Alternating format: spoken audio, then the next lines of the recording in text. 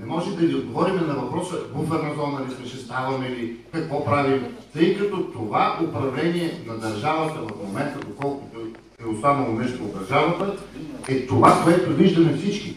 И ние с Наско и с Крум не се опитваме да ги оправдаем, напротив, опитваме се да покажем къде са техните грешки и какво трябва да се направи. Сами не можем да го решим, даже той ви го каза, това трябва да бъде разговор на ниво община, на ниво местна общност, която е много засегната, на ниво област. Икономически анализ да се направи за това колко, къде, какво и как може да бъде направено, защото, извинете, ако ние дадем парите за мигрантите, вие тук варите, ще си отидете, защото няма да имате перспектива.